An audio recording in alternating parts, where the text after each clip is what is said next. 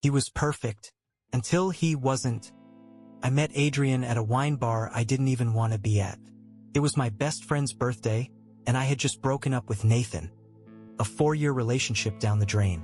I wasn't in the mood to smile, but I wore the red dress anyway. The one that made me feel like someone other than the girl who got left behind. Adrian saw me before I saw him. He offered me the last seat at the bar, smiled like he already knew I was going to say yes. He was tall, charming in that subtle way, the kind of man who listens more than he talks. His laugh was soft, his eyes a little too observant. Within 20 minutes, I was telling him things I hadn't even told my therapist. He didn't flirt. He connected. "I don't believe in coincidences," he said, sipping his wine slowly. "You sat here for a reason." Sounds cheesy now, but that night felt like a movie scene.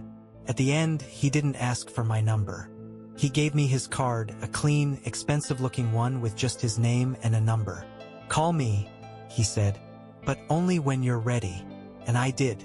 For days later, our first date was perfect. So was the second. And the third. He didn't rush anything. He didn't push. He paid attention. He remembered how I hated olives, how I checked my watch when I was nervous. He sent flowers to my office, but only after asking if I liked attention at work. He read my favorite book, just so we could talk about it. My friends said it was too good to be true. I laughed them off. He made me feel seen, safe, chosen. Within 2 months, I wasn't just falling, I was flying. He never talked about past relationships, and I never asked. I didn't want to ruin the magic. But one evening, as we walked back from dinner, hand in hand, a woman across the street froze when she saw him. She looked terrified, like she'd seen a ghost. Adrian's hand squeezed mine a little too tightly, and for the first time his perfect smile flickered.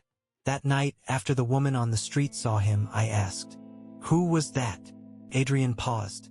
Too long, then shrugged. "No one important." I waited for the real answer. He changed the subject. Later, in his apartment, sleek, minimalist, expensive, I watched him from across the room. He was quiet, calm, too calm, and then I made the mistake of checking his phone. Not snooping. It buzzed while he was in the shower, and I glanced without thinking. A single text on the lock screen. "You said you'd block her." No name, just those 6 words. My stomach dropped.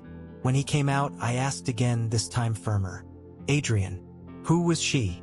He smiled like he always did, the disarming kind. "My ex," he said. "She's been unstable. I tried helping her after we broke up, but she twists things. I should have asked more. I didn't. Instead, I nodded, because I wanted him to be right. Over the next few weeks, little things changed. He became just a bit more controlling, in ways easy to disguise as care. He didn't like when I stayed late at work. He told me my best friend Megan was bad for my energy. He asked for the passcode to my phone, just in case something happens. When I hesitated, he laughed it off. "I just want to keep you safe. You know how crazy this world is." And I believed him. I wanted to believe him. But then Megan pulled me aside one day, eyes wide. "Jess, I saw him at a cafe in Midtown with someone, holding hands." I laughed. Maybe it was his sister or something. Megan didn't laugh. She was crying, and he kissed her forehead. That night, I didn't confront him. Instead, I waited. I watched. I paid attention. His phone was always face down. He started getting more work calls late at night. He was still sweet, still affectionate, but it felt manufactured, practiced, like a mask. I went home early the next weekend, unannounced. He didn't answer his phone, so I used the spare key. There was laughter inside. A woman's voice. I froze in the hallway, every cell in my body screaming to run. But I walked in. Adrian was there, shirtless. The woman, too. Mid-30s, short hair, shaking. When she saw me, she looked relieved. "You're Jess?" she asked. Her voice cracked. "Oh my God. You too." Adrian's face went pale. For once, no smile. No charm. Just panic. The silence was unbearable. Adrian opened his mouth, probably ready to spin another lie. But the woman beside him, the one he was just in bed with, stepped forward. "I'm Natalie," she said. "I've been seeing him for almost a year." My vision blurred. The room tilted. "A year?" Adrian stammered. "Jess, let me explain." "No," Natalie cut in. "Stop. She deserves to know everything. Just like I did." She looked at me. Not with pity, but a kind of exhausted sisterhood. "You're not the first," she said. "I wasn't either." She pulled out her phone, opened a private folder. Photos, screenshots, voicemails, different women, same man, some crying, some furious, one holding a pregnancy test. He wasn't just cheating, he was building lives, parallel lives, fake futures for multiple women, love bombing, mirroring, manipulating. One of them, Mia, was even engaged to him. Another had reported him to the police for emotional abuse. Case closed for lack of evidence. Adrian didn't look angry. He looked cornered, like a snake caught mid-strike. "This is crazy," he said. "You're overreacting." I didn't speak. I just walked past him, straight to the door, but Natalie followed me outside. "Wait," she said. "You're not alone in this. None of us are." That night, Natalie added me to a group chat.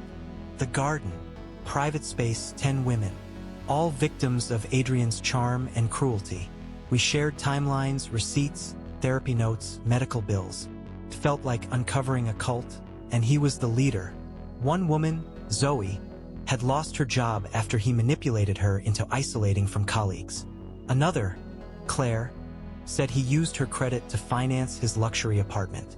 And all of us, in one way or another, had been made to feel crazy, jealous, insecure. We weren't broken. We were targeted. And we decided to fight back. Natalie had an idea: public exposure. She drafted a full breakdown, names redacted for privacy, evidence compiled. But I wanted more than exposure. I wanted accountability. I started researching fraud laws, false identity, emotional damages. We reached out to a lawyer, one of Zoe's old clients. Turns out, Adrian had more than secrets. He had aliases, bank accounts under false names. One of the women had unknowingly been his legal wife. Not just a cheater, predator, a liar on paper and in flesh. And now we had enough to destroy him. The story broke on a Thursday. We titled the post, 10 Women, 1 Man Endless Lies. The story of Adrian Locke. Natalie posted it on Medium. Claire tweeted it. Zoe pushed it to a women's justice forum. I shared it anonymously in every relationship group I once turned to, looking for signs I was just overthinking. It exploded. Thousands of shares within hours. Other women, strangers, came forward. Some had only dated him briefly. Others had children by him. Adrian Locke wasn't just a player. He was a serial manipulator who crafted false lives like origami, folding and folding until no one could see the original paper. He tried to fight back, claimed defamation, threatened lawsuits, but too many voices, too many receipts, too many shadows he'd left behind. And the real kicker? His legal wife, yes, wife, filed for divorce. She had no idea who he really was. She pressed charges for financial deception.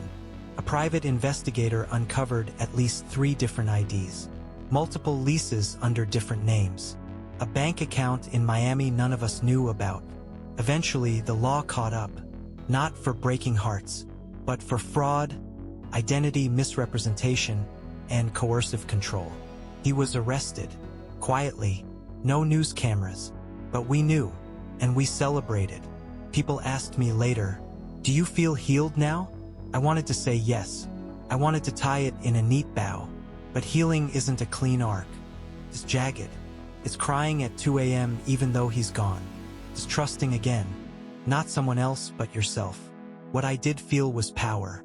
Not because I got revenge, but because I found the truth and 10 women who walked through the fire with me. We still talk. Not every day, but enough. Sometimes we send each other memes. Sometimes we check in when we feel ourselves doubting our gut again. We call ourselves the Garden still, because when something rots, you clear the soil. You dig deep. You plant new roots. And from the worst of it, we grew.